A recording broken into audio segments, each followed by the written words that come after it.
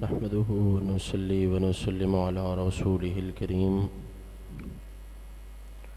أما بعد فأعوذ بالله من الشيطان الرجيم بسم الله الرحمن الرحيم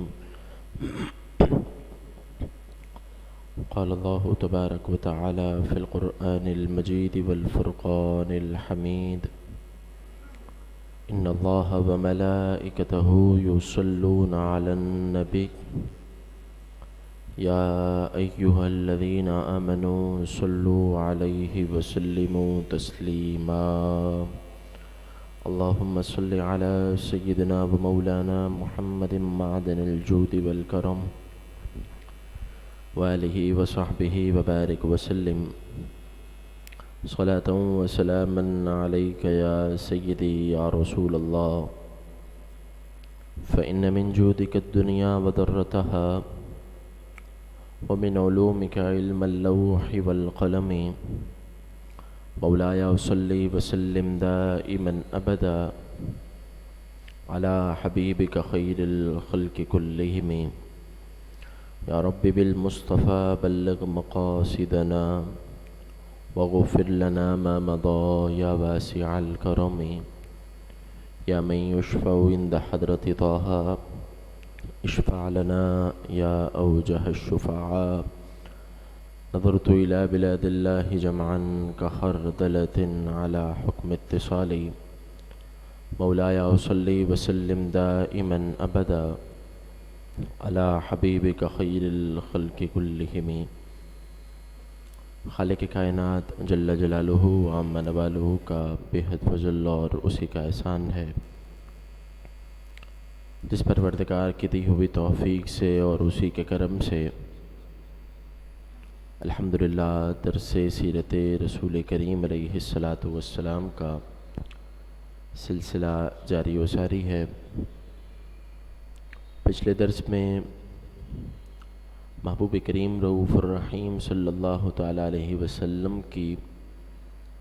مدینہ طیبہ ہجرت کے بعد جو چوتھا سال آیا تھا، چوتھے سال کے حالات اور واقعات کا بیان شروع ہوا تھا۔ اس میں آپ کو ہم نے یہ بتایا تھا کہ بنو حذیل قبیلے کے لوگوں نے حضور نبی پاک علیہ الصلاۃ والسلام کی بارگاہ میں آ کر یہ عرض کی کہ یا رسول اللہ صلی اللہ تعالیٰ علیہ وسلم، ہم اپنے قبیلے میں اسلام کی تعلیمات کو عام کرنا چاہتے ہیں، ہم اپنے قبیلے کے لوگوں کو زیادہ سے زیادہ مسلمان دیکھنا چاہتے ہیں، لہٰذا آپ ہمارے ہمراہ صحابہ اکرام علیہم رضوان کی ایک جماعت بھیجیے تاکہ وہ ہمارے قبیلے میں چل کر اسلامی تعلیمات کو عام کر سکے۔ ادھر دائیں طرف آ جائیں۔ محبوب کریم رؤوف الرحیم صلی اللہ تعالیٰ علیہ وسلم نے صحابہ اکرام علیہم رضوان میں سے بعض صحابہ کو ان قبیلے والوں کے ہمراہ بھیجا، لیکن تھوڑا سا راستہ طے کرنے کے بعد ہی ان لوگوں نے بدعہدی کی اور صحابہ اکرام علیہم رضوان کو گرفتار کر لیا۔ بعض صحابہ اس موقع پر جو لڑائی ہوئی اس لڑائی کے دوران شہید ہو گئے، اور بعض صحابہ اکرام علیہم رضوان قید ہو کر مکہ مکرمہ آ گئے۔ ان صحابہ اکرام علیہم رضوان میں سے دو صحابہ کے واقعات پچھلے درس میں ہم نے سماعت کیے کہ جن کو گرفتار کر کے مکہ مکرمہ لایا گیا تھا۔ ایک تیسرے صحابی رسول ہیں جن کا نام ہے سیدنا خبیب بن عدی رضی اللہ تعالیٰ عنہ۔ آپ کو بھی گرفتار کر کے مال و دولت کمانے کے لیے اور آپ کو بیچنے کے لیے مکہ مکرمہ لایا گیا۔ جب آپ مکہ مکرمہ لائے گئے تو آپ کی خریداری میں سب سے زیادہ دلچسپی حارث بن عامر کے بیٹوں نے لی۔ حارث بن عامر وہ شخص تھا کہ جو بدر کی لڑائی میں سیدنا خبیب بن عدی رضی اللہ تعالیٰ عنہ کے ہاتھوں مارا گیا تھا، اور بدر کی لڑائی میں یہ واصل جہنم ہوا تھا۔ تو اس کے بیٹوں نے سیدنا خبیب بن عدی رضی اللہ تعالیٰ عنہ کو خریدنا چاہا تاکہ سیدنا خبیب بن عدی رضی اللہ تعالیٰ عنہ کو نعوذ باللہ من ذالک اپنے ہاتھوں سے شہید کر کے وہ اپنے خیال میں اپنے والد کا انتقام لے سکیں۔ سیدنا خبیب بن عدی رضی اللہ تعالیٰ عنہ کو حارث بن عامر کے ورثاء نے خرید لیا، اور اس کے بعد انہوں نے آپ کو ایک کنیز تھی معاویہ نام کی، میم الف واو یا ہا، معاویہ نامی کنیز کے گھر میں آپ کو قید کر دیا۔ معاویہ جو کنیز ہے،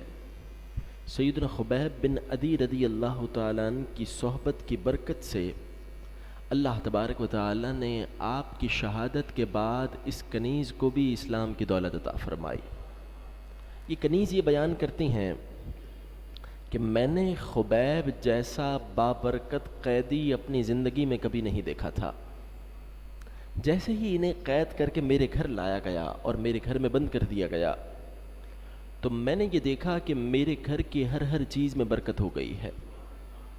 اور میں حیران و پریشان رہتی تھی کہ یہ برکتیں، یہ چیزوں کا اضافہ، یہ رزق کی زیادتی کس کی وجہ سے ہے۔ کہتی ہیں کہ میں نے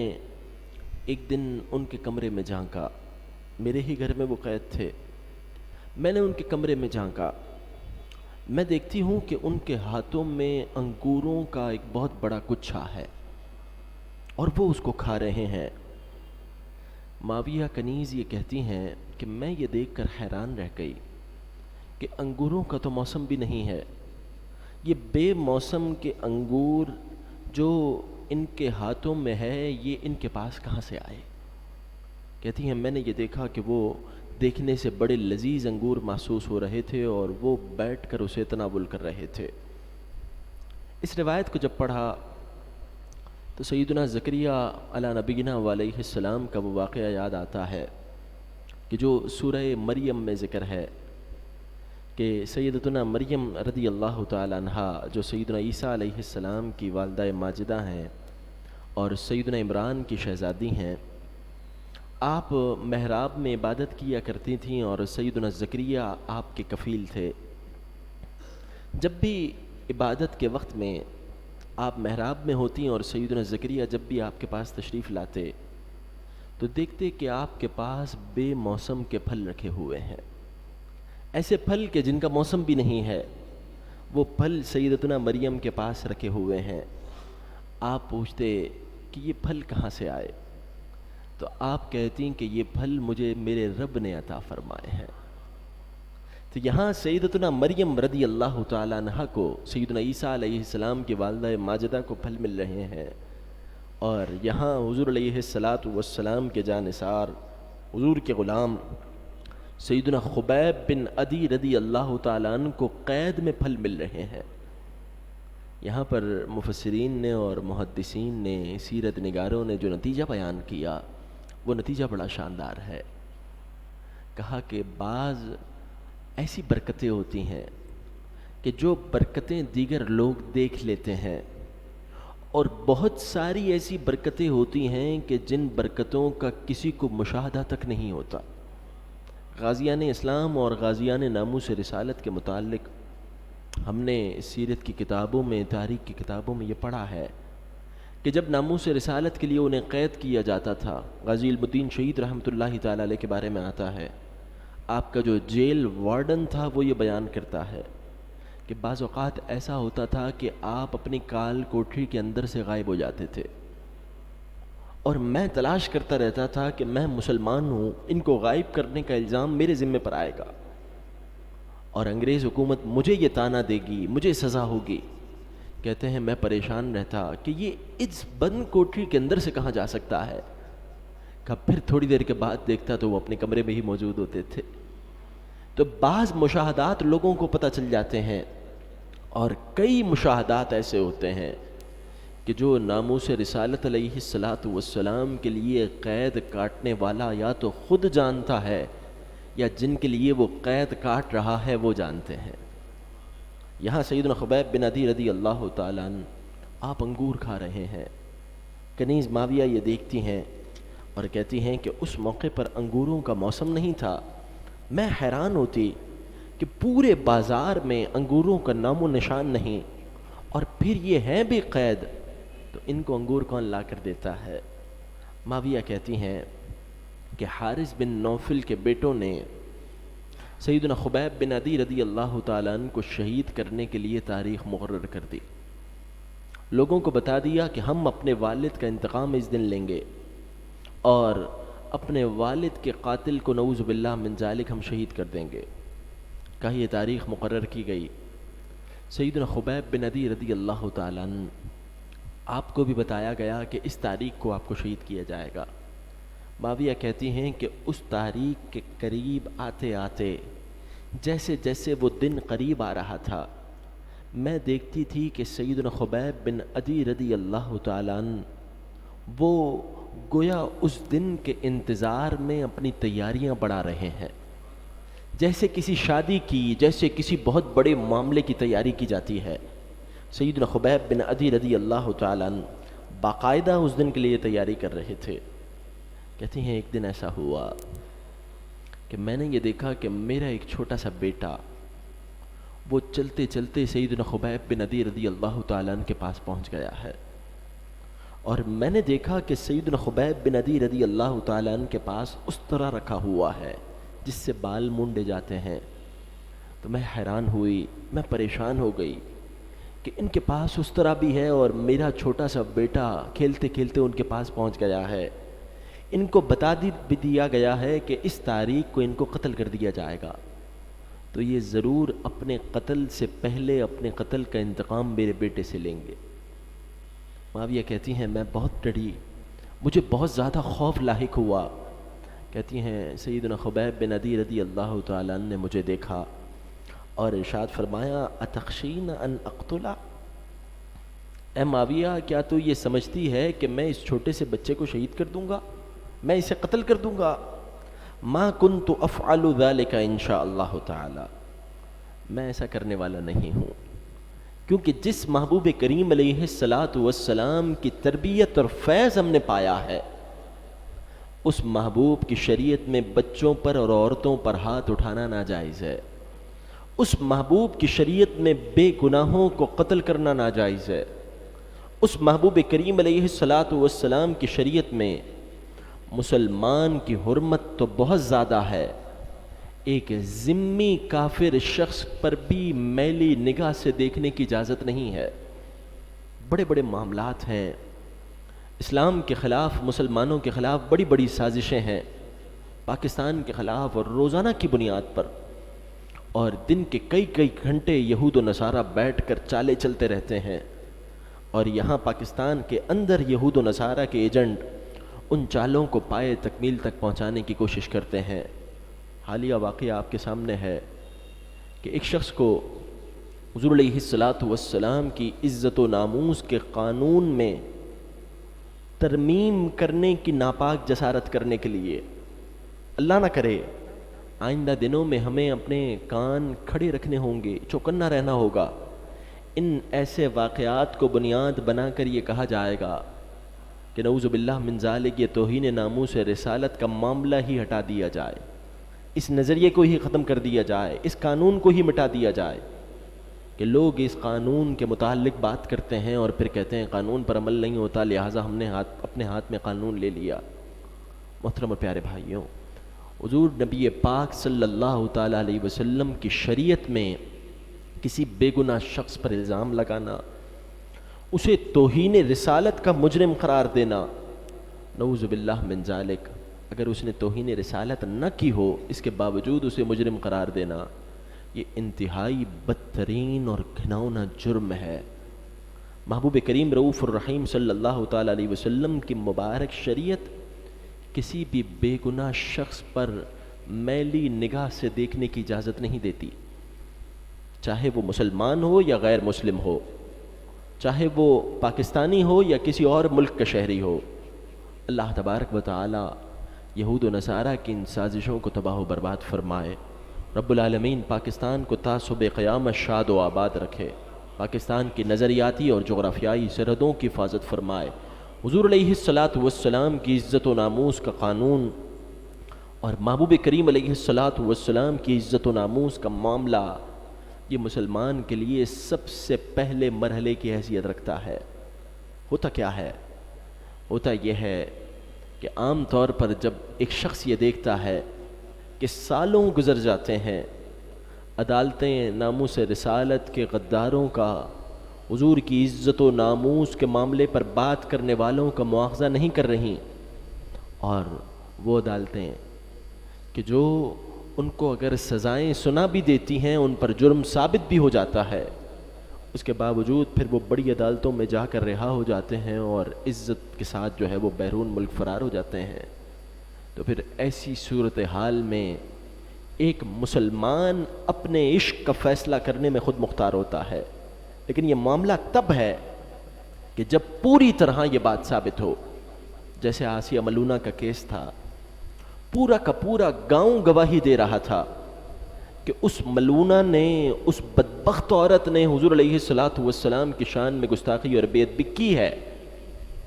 اور یہ جرم اس کا نچلی عدالتوں میں ثابت بھی ہوا، ہائی کورٹ سے بھی اس کی اپیل مسترد ہوئی، لیکن وہ ملونہ سپریم کورٹ جا کر رہا ہو گئی۔ اور پھر بڑے فخر کے ساتھ یہ بتایا گیا کہ ہم نے حضور علیہ الصلاۃ والسلام کی عزت و ناموس پر جو بھونکنے والی عورت تھی، ہم نے اسے بیرون ملک فرار کروا دیا۔ تو یہاں پر غلطی سب سے بڑی ان قانون کے رکھوالوں کی ہے کہ وہ قانون پر سے عام آدمی کا اعتماد ختم کرنے کی کوشش کر رہے ہیں۔ یہاں پر ڈاکو کو سزا مل جاتی ہے، چوروں کو سزا مل جاتی ہے، لیکن بڑے مجرموں کو، بڑا ڈاکہ ڈالنے والوں کو سزائیں نہیں ملتی، چاہے وہ ڈاکہ انہوں نے پاکستانی خزانے پر ڈالا ہو یا نعوذ باللہ من ذالک اسلامی خزانے پر ڈاکہ ڈالا ہو۔ محترم پیارے بھائیوں، ہمیں اپنے کان کھڑے رکھنے ہیں، چوکنا رہنا ہے۔ سیدنا خبیب بن عدی رضی اللہ تعالیٰ عنہ یہ کہتے ہیں، ان تخشینا ان اقتلا، کیا تو یہ سمجھتی ہے، کیا تیرا یہ ڈر ہے کہ میں اسے قتل کر دوں گا؟ ما کنت افعل ذلك ان شاء اللہ تعالی، میں ایسا کرنے والا نہیں ہوں، کیونکہ ہماری تربیت حضور نبی پاک علیہ الصلاۃ والسلام نے فرمائی ہے،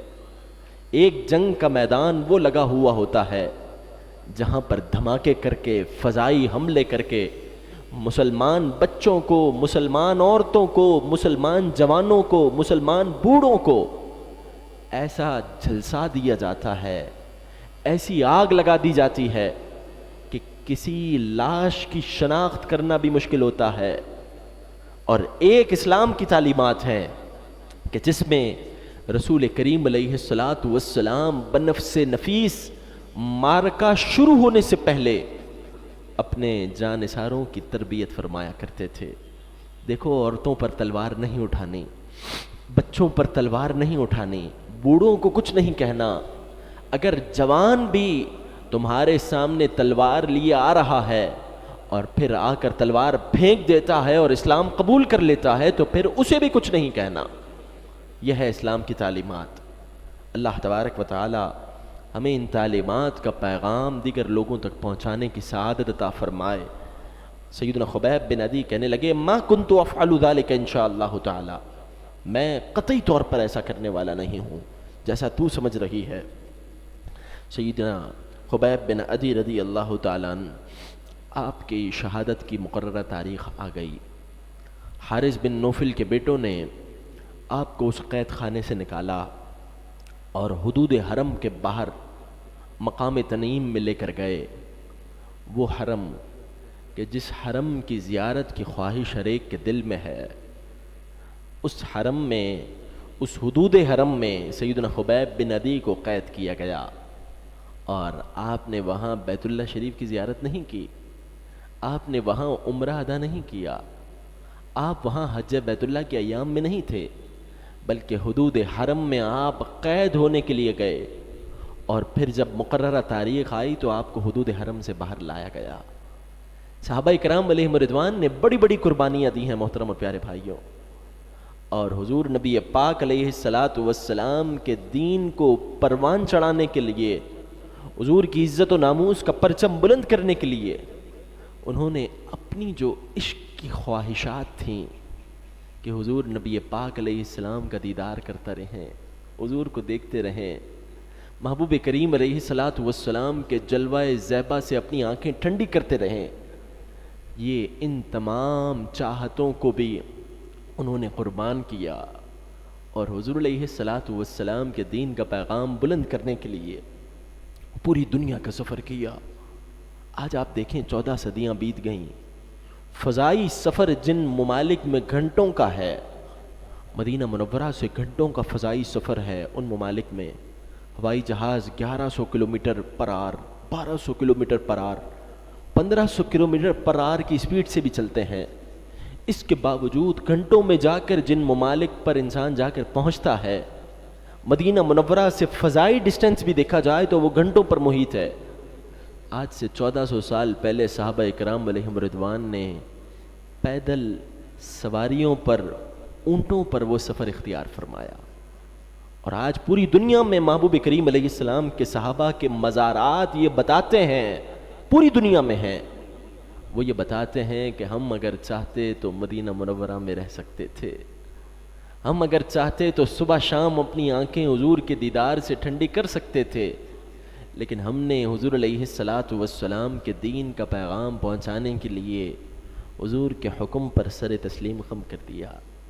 جہاں ہمارے محبوب نے ہمیں بھیجا ہم وہاں گئے۔ آپ دیکھیے یہاں سندھ کی سرزمین پر سکھر کے مقام پر 2 صحابہ اکرام علیہم رضوان کے مزارات ہیں، بلوچستان میں صحابہ کے مزارات ہیں، پنجاب میں صحابہ کے مزارات ہیں۔ اگر اس طرف چائنا چلے جائیں تو چائنا میں ایک مشہور قول کے مطابق سیدنا سعد بن ابی وقاص رضی اللہ تعالیٰ عنہ کا مزار پرانوار چائنا میں ہے۔ مدینہ منورہ سے فاصلہ دیکھا جائے تو سینکڑوں کلومیٹر کا، سینکڑوں میلز کا فاصلہ ہے، لیکن یہ اپنے محبوب کے پیغام کو عام کرنے کے لیے دور دراز آ گئے، 1400 سال پہلے آ گئے۔ اور آج ہمارا کردار کیا ہے؟ ہم جو ان کے نام لیوا ہیں، ہمارا کردار کیا ہے؟ ہمیں اپنے متعلق غور کرنا ہے۔ سیدنا خبیب بن عدی رضی اللہ تعالیٰ عنہ کو شہید کرنے کے لیے آپ کو حدود حرم سے نکال کر مقام تنعیم میں لایا گیا، یہ جگہ حدود حرم سے باہر ہے۔ سیدنا خبیب بن عدی رضی اللہ تعالیٰ عنہ سے پوچھا جاتا ہے، آپ کو اب قتل کیے جانے کا ارادہ ہے، اگر آپ کوئی خواہش کرنا چاہتے ہیں، اگر آپ کی کسی قسم کی کوئی جستجو ہے جو آخری خواہش ہے، اگر آپ کوئی کرنا چاہیں تو ہم آپ کی خواہش کو پورا کریں گے۔ سیدنا خبیب بن عدی رضی اللہ تعالیٰ عنہ فرمانے لگے کہ میں پھانسی پر چڑھنے سے پہلے 2 رکعت نماز نفل ادا کرنا چاہتا ہوں۔ سیدنا خبیب بن عدی رضی اللہ تعالیٰ عنہ نماز ادا کرتے ہیں، اور روایت میں آیا کہ اس نماز کا انداز بڑا نرالا انداز تھا۔ یہ نماز آپ نے لمبی ادا نہیں کی، آپ نے اطمینان کے ساتھ یہ نماز بہت مختصر ادا کی، اور سلام پھیر کر آپ نے کافروں سے فرمایا، اے کافروں، آج جو مجھے سجدے کا لطف حاصل ہوا ہے، ایسا لطف میں نے پہلے نہیں پایا، لیکن اس کے باوجود میں نے لمبے سجدے نہیں کیے کہ کہیں تم یہ نہ کہو کہ حضور نبی پاک علیہ الصلاۃ والسلام کا غلام موت کے ڈر سے لمبی لمبی نمازیں پڑھ رہا ہے۔ آج مجھے نماز میں بڑا لطف آ رہا تھا، اس کے باوجود میں نے مختصر نماز پڑھی کہ تاکہ تمہیں بات کرنے کا موقع نہ ملے، آؤ اب میں حاضر ہوں۔ سیدنا خبیب بن عدی رضی اللہ تعالیٰ عنہ آپ کو پھانسی کے تخت پر کھڑا کیا جاتا ہے، اور اس کے بعد جو کلمات سیدنا خبیب بن عدی رضی اللہ تعالیٰ عنہ کی زبان سے ادا ہوتے ہیں، وہ کلمات کیا تھے؟ آپ نے ارشاد فرمایا، اللہم قد بلغنا رسالت رسولک، عرض کرتے ہیں مالک و مولا، تیرے رسول مکرم کا جو پیغام تھا ہم نے وہ لوگوں تک پہنچا دیا، فبلغہ الغداة ما یصنع بنا، اے رب میری ایک عرض ہے، عرض یہ ہے کہ جو میرے ساتھ کیا جا رہا ہے، جو ہمارے ساتھ معاملہ ہو رہا ہے، آج مجھے شہید کر کیا جا رہا ہے، مجھ سے پہلے میرے ساتھیوں کو شہید کر دیا گیا، فبلغہ الغداة ما یصنع بنا، محبوب جو اے پروردگار جو ہمارے ساتھ ہو رہا ہے اس پورے معاملے کا علم اپنے محبوب کو عطا فرما۔ حضور نبی پاک علیہ الصلاۃ والسلام مدینہ منورہ میں ہے، یہاں مقام تنعیم میں حضور کے جانثار کو شہید کیا جا رہا ہے۔ آپ یہ دعا کرتے ہیں مالک و مولا اس سارے معاملے کا علم اپنے محبوب کو عطا فرما۔ پھر آپ یہ دعا کرتے ہیں اللہم احصہم عددا۔ آپ بھی ہاتھوں کو بلند کر لیجئے۔ سیدنا خبیب بن عدی کے صدقے سے اللہ تبارک و تعالی آج کے دور میں جو اسلام کے خلاف سازشیں کرنے والے ہیں، رب العالمین یہ دعائے ضرر رب العالمین ان کے لیے بھی قبول و منظور فرمائے۔ اللہم احصہم عددا، اے مالک و مولا ان کی تعداد کو کم کر دے۔ وقتلہم بددا، اے مالک و مولا ان کو منتشر کر کے ہلاک فرما، ان کو اکیلا اکیلا کر کے مار دے۔ ولا تغادر منہم احدا، اے مالک و مولا ان میں سے کسی ایک کو بھی زندہ نہیں چھوڑنا، ان سب کو ہلاک اور تباہ و برباد فرما۔ رب العالمین سیدنا خبیب بن عدی رضی اللہ تعالی عنہ کی اس دعا کے صدقے سے اللہ تبارک و تعالی اسلام کے خلاف، پاکستان کے خلاف سازشیں کرنے والوں کو تباہ و برباد فرمائے۔ رب العالمین انہیں عبرت کا نشان بنائے۔ فرماتے ہیں اللہم احصہم عددا، اے مالک و مولا ان کی تعداد کو کم کر دے۔ وقتلہم بددا، ان کو منتشر کر کے ہلاک کر دے۔ ولا تغادر منہم احدا، اے مالک و مولا ان میں سے کسی ایک کو بھی زندہ نہیں چھوڑنا۔ سیدنا خبیب بن عدی رضی اللہ تعالیٰ عنہ نے آخر وقت میں جب آپ اس دنیا سے جا رہے تھے، جب آپ کافروں کے سامنے سولی پر تشریف لے کر جا رہے تھے، اس موقع پر سیدنا خبیب بن عدی رضی اللہ تعالیٰ عنہ نے ایک روایت کے مطابق بعض اشعار کہے۔ وہ اشعار کیا تھے؟ عرض کرتے ہیں لقد جمع الاحزاب حولی وَأَلَبُّوا قَبَائِلَهُمْ وَاسْتَجْمَعُوا كُلَّ مَجْمَعِي، کفار کے سارے گروہ میرے ارد گرد جمع ہو گئے ہیں، انہوں نے اپنے سارے قبائل کو اکٹھا کر لیا ہے۔ وَقَدْ جَمَعُوا أَبْنَاءَهُمْ وَنِسَاءَهُمْ وَقُرِّبْتُ مِنْ جِزْعٍ طَوِيلٍ مُمَنَّعٍ، انہوں نے اپنے بیٹوں کو، انہوں نے اپنی عورتوں کو بھی یہاں اکٹھا کر لیا ہے، اور انہوں نے مجھے پھانسی دینے کے لیے ایک لمبے مضبوط تنے کے پاس لا کر کھڑا کر دیا ہے۔ الاللہ اشکو غربتی ثم کربتی، میں مدینہ منورہ سے دور ہونے کا اور اپنی اس مصیبت کا شکوہ صرف اپنے پروردگار کی بارگاہ میں کرتا ہوں۔ وما ارصد الاحزاب لی عند مصرعی، اور جب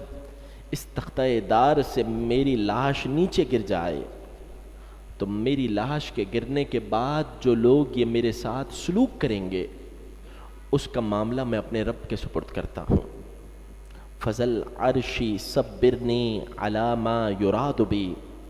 اے عرش کے مالک، اے پروردگار، یہ جو مجھے اذیتیں دیں ان اذیتوں پر مجھے صبر عطا فرمانا۔ حالانکہ دعا تو یہ بھی ہو سکتی ہے اے مالک و مولا، یہ جو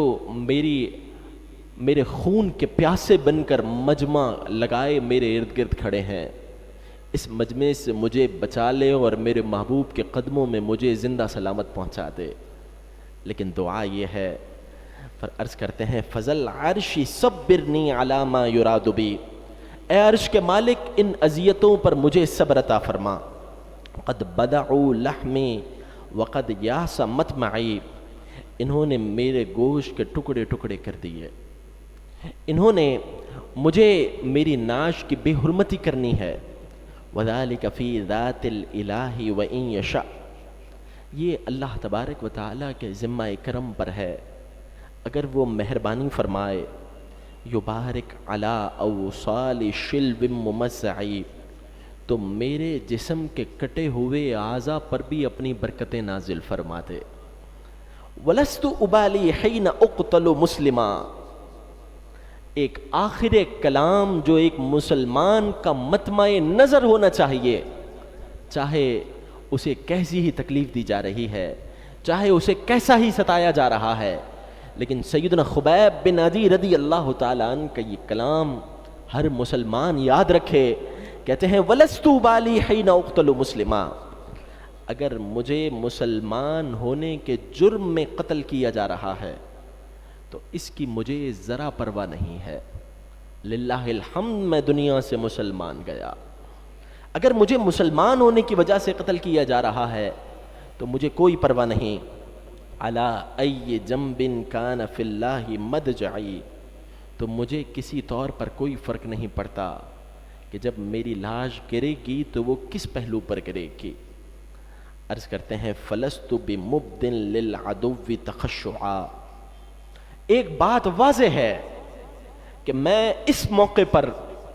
جب ہزاروں کے سینکڑوں کے مجمع کے درمیان ہوں،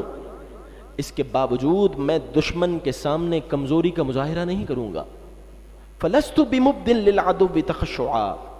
ولا جزعا انی الی اللہ مرجعی. مجھے کیسی گھبراہٹ ہو، مجھے کیسا ڈر ہو، میں تو اپنے پروردگار کے دربار میں حاضر ہونے کے لیے جا رہا ہوں. سیدنا خبیب بن عدی رضی اللہ تعالیٰ عنہ آپ یہ اشعار کہتے ہیں، پھر کافروں کے لیے دعائے ضرر فرماتے ہیں. اس کے بعد روایتوں میں آیا کہ سیدنا خبیب بن عدی رضی اللہ تعالیٰ عنہ آپ کو حضور نبی پاک علیہ الصلاۃ والسلام کی بارگاہ سے صحابہ اکرام علیہم رضوان نے بیان کیا کہ جس دن سیدنا خبیب بن عدی رضی اللہ تعالیٰ عنہ کو شہید کیا گیا، ادھر مدینہ منورہ میں حضور نبی پاک علیہ الصلاۃ والسلام ممبر پر جلوہ افروز تھے. آپ نے ارشاد فرمایا علیک السلام خبیب قتلتہ قریش، علیک السلام خبیب قتلتہ قریش. خبیب تجھ پر سلام ہو، خبیب کو آج قریش نے قتل کر دیا. حضور نبی پاک علیہ الصلاۃ والسلام نے سیدنا خبیب بن عدی رضی اللہ تعالیٰ عنہ کی شہادت کی خبر مدینہ منورہ میں صحابہ اکرام علیہم رضوان کو دی. روایت میں آیا کہ آپ کو شہید کرنے کے بعد آپ کو ایک بڑے لکڑی کے بانس پر لٹکا دیا گیا. آپ کے مبارک جسم اطہر کی بے حرمتی کی گئی. سیدنا خبیب بن عدی رضی اللہ تعالیٰ عنہ عرصہ دراز تک اور ایک قول کے مطابق 40 روز تک سیدنا خبیب بن عدی رضی اللہ تعالیٰ عنہ آپ کی مبارک جسم اطہر کی اس طرح بے حرمتی کی جاتی رہی. حضور نبی پاک علیہ الصلاۃ والسلام نے مدینہ منورہ میں اپنے صحابہ اکرام علیہم رضوان سے ارشاد فرمایا کہ تم میں سے جو شخص خبیب کے مبارک جسم کو وہاں سے لے کر آئے اس کے لیے جنت ہے، اللہ تبارک و تعالیٰ اسے جنت عطا فرمائے گا. جب حضور نبی پاک علیہ الصلاۃ والسلام اپنے صحابہ سے یہ فرماتے ہیں تو سیدنا زبیر بن عوام رضی اللہ تعالیٰ عنہ اور سیدنا مقداد بن اسود رضی اللہ تعالیٰ عنہ، یہ دو صحابہ اکرام علیہم رضوان، اور ایک قول کے مطابق سیدنا عمر بن امیہ، آپ کو حضور نبی پاک علیہ الصلاۃ والسلام نے روانہ فرمایا. یہ چھپتے چھپاتے رات کو سفر کرتے کرتے مقام تنیم پہنچے، جہاں سیدنا خبیب بن عدی رضی اللہ تعالیٰ عنہ کے مبارک جسم اطہر کے ارد گرد 40 سے 50 کافر ننگی تلواروں کے ساتھ پہرا دے رہے تھے. سیدنا زبیر بن عوام رضی اللہ تعالیٰ عنہ اور سیدنا مقداد بن اسود جب وہاں پہنچتے ہیں، رات کا وقت ہوتا ہے، رات کا انہوں نے انتظار کیا. رات کے وقت جب وہ کافر سو گئے تو یہ دو صحابہ کرام علیہم رضوان اپنے ساتھی کو وہاں سے نکال کر لے آئے. سیدنا خبیب بن عدی رضی اللہ تعالیٰ عنہ کو یہ لے کر چلے. پیچھے سے کافروں کو پتہ چل گیا کہ اس طرح سیدنا خبیب بن عدی رضی اللہ تعالیٰ عنہ کو کوئی یہاں سے لے گیا ہے. تو وہ سیدنا زبیر بن عوام اور سیدنا مقداد بن اسود کے تعاقب میں روانہ ہوئے. تھوڑی دور جا کر جب دونوں گروہوں کا، ان دو صحابہ اکرام علیہم رضوان کا کافروں کے لشکر سے آمنا سامنا ہوا تو سیدنا خبیب بن عدی رضی اللہ تعالی عنہ کی کیفیت اس وقت جو سیدنا زبیر بن عوام نے اور سیدنا مقداد بن اسود نے ملاحظہ کی، کہتے ہیں کہ کیفیت یہ تھی کہ 40 روز گزر چکے تھے آپ کی شہادت کو، اس کے باوجود آپ کا جسم مکمل تر و تازہ تھا، آپ کے زخموں سے خون بہہ رہا تھا. کہا آپ کے مبارک جسم اطہر کو ایک طرف رکھا گیا اور صحابہ کرام علیہم رضوان وہ قریش کے مد مقابل ہوئے. سیدنا خبیب بن عدی رضی اللہ تعالی عنہ کے جسم اطہر کو جیسے ہی زمین پر رکھا گیا،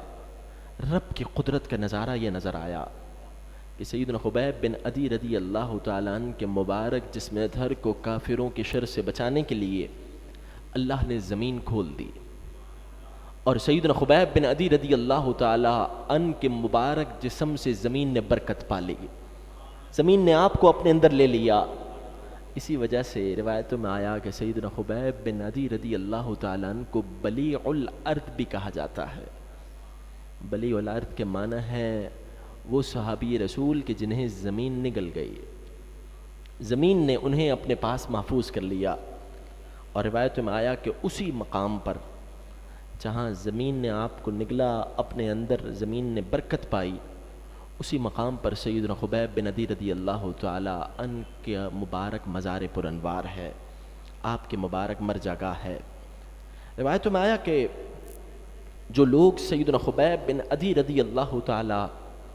عنہ کے اس معاملے کا مشاہدہ کر رہے تھے،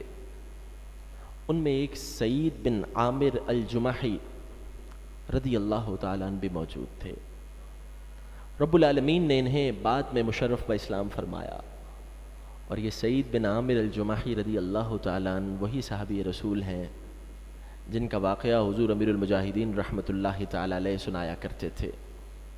کہ یہ سیدنا فاروق اعظم رضی اللہ تعالیٰ عنہ کے مبارک دور میں حمص کے گورنر تھے، اور حمص کے لوگوں نے سیدنا فاروق اعظم رضی اللہ تعالیٰ عنہ کی بارگاہ میں آپ کی 4 شکایتیں کیں. سیدنا سعید بن عامر الجمحی رضی اللہ تعالیٰ عنہ کی حمص کے لوگوں نے سیدنا فاروق اعظم کو لکھا کہ ہمارے پاس یہ صبح اس وقت آتے ہیں کہ جب سورج کافی بلندی پر جا چکا ہوتا ہے. دوسری شکایت یہ کی کہ رات کے وقت میں اگر کوئی ان کو بلانا چاہے تو یہ اس کی دعوت کو قبول نہیں کرتے.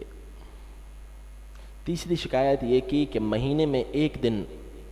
یہ سارا دن گھر میں ہی رہتے ہیں، ہمارے پاس نہیں آتے. چوتھی شکایت یہ کی کہ کبھی کبھی ان پر غشی کا دورہ پڑتا ہے. یہ 4 شکایتیں سیدنا سعید بن عامر الجمحی رضی اللہ تعالیٰ عنہ کی امیر المؤمنین سیدنا فاروق اعظم رضی اللہ تعالیٰ عنہ کی بارگاہ میں کی گئیں. سیدنا فاروق اعظم رضی اللہ تعالیٰ عنہ کی بارگاہ میں جب یہ شکایتیں کی گئیں تو آپ اللہ کے حضور دعا کرتے ہیں. دعا کی اللہم تفیل رأیی فیہ اليوم، اے مالک مولا سعید بن عامر کے متعلق جو میری رائے ہے،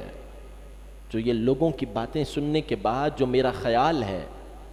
میں جب ان سے گفتگو کروں تو اس گفتگو کے نتیجے میں میرا یہ خیال غلط ثابت ہو جائے. اللہ کے حضور دعا کرتے ہیں. سیدنا سعید بن عامر الجمحی رضی اللہ تعالیٰ عنہ کو بلوایا گیا. سیدنا فاروق اعظم رضی اللہ تعالیٰ نے ارشاد فرمایا کہ بتاؤ کیا وجہ ہے کہ یہ 4 شکایتیں تمہارے بارے میں لوگوں نے آ کر مجھ سے کی ہیں. عرض کرتے ہیں کہ پہلے سوال کا جواب یہ ہے، اگرچہ میں یہ معاملہ ظاہر نہیں کرنا چاہتا تھا لیکن اب مجبوری ہے تو عرض کرتا ہوں. میں سورج چڑھنے کے بعد باہر اس لیے نکلتا ہوں کہ میرے پاس کوئی خادم نہیں ہے، اور صبح کے وقت میں خود آٹا گھونتا ہوں، پھر انتظار کرتا ہوں، پھر اس کی روٹی پکاتا ہوں، پھر وضو کر کے ان کے پاس آ جاتا ہوں، اس لیے سورج بلند ہو جاتا ہے. کہا دوسری شکایت یہ ہے کہ تم رات کو کسی کا بلانا قبول نہیں کرتے. عرض کی امیر المومنین بات یہ ہے کہ اگرچہ میں یہ معاملہ بھی ظاہر نہیں کرنا چاہتا تھا لیکن اب مجبوری ہے تو عرض کرتا ہوں کہ دن کو میں نے مخلوق خدا کی خدمت کے لیے وقف کیا ہے، اور رات میں اپنے رب سے راز و نیاز کی باتیں کرتا ہوں، اس لیے رات میں کسی کے بلاوے پر نہیں جاتا. کہا تیسرا معاملہ یہ ہے کہ مہینے میں ایک دن آپ سارا دن گھر میں رہتے ہیں اور لوگوں کے درمیان نہیں آتے. تو سیدنا سعید بن عامر جواب عرض کرتے ہیں حضور اس میں بات یہ ہے کہ میرے پاس نہ تو کوئی خادم ہے اور نہ میرے پاس اس جوڑے کے علاوہ کوئی اور لباس ہے. میرے پاس ایک ہی لباس ہے، اور یہ ایک ہی لباس میں جب مہینے میں ایک بار دھوتا ہوں تو پھر دھونے کے بعد اس کو سوکھنے میں وقت لگتا ہے، لہٰذا مہینے میں ایک بار میں اپنی رعایا کے درمیان نہیں جاتا. سیدنا سعید بن عامر الجمحی رضی اللہ تعالیٰ عنہ کو کہا جاتا ہے. چوتھا معاملہ یہ ہے کہ آپ کے بارے میں یہ شکایت ہے کہ آپ کو کبھی کبھی غشی کا دورہ پڑتا ہے. سیدنا سعید بن عامر الجمحی رضی اللہ تعالیٰ عنہ کہتے ہیں، اے امیر المومنین، جب سیدنا خبیب بن عدی رضی اللہ تعالیٰ عنہ کو شہید کیا گیا، اس وقت میں مکہ مکرمہ میں موجود تھا. جب آپ کو پھانسی پر لٹکایا جا رہا تھا تو کافروں نے آپ سے یہ پوچھا تھا کہ اتحب ان محمد صلی اللہ تعالیٰ علیہ وسلم مکانک، اے خبیب کیا اس وقت تمہارے دل میں یہ خیال گزرا کہ نعوذ باللہ من ذالک تمہاری جگہ رسول کریم علیہ السلام ہو؟ کہا اس وقت سیدنا خبیب بن عدی رضی اللہ تعالیٰ نے جواب دیا، بخدا یعنی خدا کی قسم، میں تو اس بات کو بھی پسند نہیں کرتا کہ حضور نبی پاک علیہ السلام کے مبارک پیروں میں کانٹا لگ جائے اور اس وقت بھی میں اپنے اہل و عیال کے پاس موجود رہوں. حضور نبی پاک علیہ السلام کے پیارے جانثار صحابی سیدنا خبیب بن عدی کا یہ واقعہ سیدنا سعید بن عامر بیان کر رہے ہیں. کہتے ہیں مجھے غشی کا دورہ اس لیے پڑتا ہے کہ کبھی کبھی وہ مجھے خیال آتا ہے کہ کس طرح کافروں کا جتھا حضور کے اس جانثار پر ٹوٹ پڑا تھا، اور اس موقع پر جس طرح وہ صحابی رسول یا محمدہ صلی اللہ تعالیٰ علیہ وسلم کا نعرہ لگا رہے تھے، جب وہ مجھے منظر اور ان کی شہادت کا وہ واقعہ یاد آتا ہے تو مجھ پر بے ہوشی طاری ہو جاتی ہے. سیدنا خبیب بن عدی رضی اللہ تعالیٰ عنہ آپ کے متعلق سیدنا سعید بن عامر الجمحی رضی اللہ تعالیٰ عنہ نے یہ جواب دیا. 4 سوالوں کے جواب پورے ہوئے تو سیدنا فاروق اعظم رضی اللہ تعالیٰ عنہ نے عرض کی اللہ کی بارگاہ میں، الحمدللہ الذی لم یفیل فراستی، اللہ کی بارگاہ میں تمام تعریفیں ہیں، سب تعریفیں اللہ کے لیے ہیں کہ پروردگار نے میری فراست کو ناکام نہیں کیا. یہ حمص کے لوگوں کی یہ شکایتیں، ان شکایتوں کا جو معاملہ تھا وہ سامنے واضح ہوا، اور میں نے جس شخصیت کو گورنر کے لیے انتخاب فرمایا تھا اللہ تبارک و تعالی نے اسے اتنا بلند رتبہ عطا فرمایا ہے. اللہ تبارک و تعالی سیدنا خبیب بن عدی رضی اللہ تعالیٰ عنہ، سیدنا سعید بن عامر الجمحی رضی اللہ تعالیٰ عنہ، سیدنا فاروق اعظم رضی اللہ تعالیٰ عنہ کے صدقے سے رب العالمین عالم اسلام کو عروج و بلندی کی عظیم الشان منزلیں عطا فرمائے، پرچم اسلام کو بلند فرمائے، اسلام کو غلبہ عطا فرمائے، اور یہود و نصارہ اور ان کے ایجنٹ جو اسلام کے خلاف، پاکستان کے خلاف سازشیں کر رہے ہیں، رب العالمین سیدنا خبیب بن عدی رضی اللہ تعالیٰ عنہ کی دعائے جلال کے صدقے سے رب العالمین انہیں تباہ و برباد فرمائے، انہیں اکیلا اکیلا کر کے مارے. رب العالمین ان کی ساری سازشوں کو ناکام و نامراد فرمائے. صلاۃ و سلام کے لیے کھڑے ہو جائیں. مصطفیٰ جان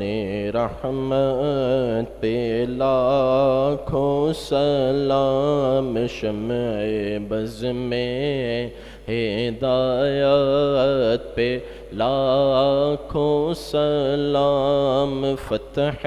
باب نبوت پہ بے حد درود، ختم دور رسالت پہ لام، ان کے آگے وہ حمزہ کی جان بازیاں، شیر غران ستوت پہ لاکھوں سلام، غوث اعظم امام متقا غوث اعظم امام متقا واللقا جلوہ شان قدرت پہ کو سلام مجھ سے خدمت کے قدسی کہے ہر رضا مصطفیٰ جان رحمت پہ لاکھوں سلام جس نے ختم نبوت پہ پہرا دیا ایسے خادم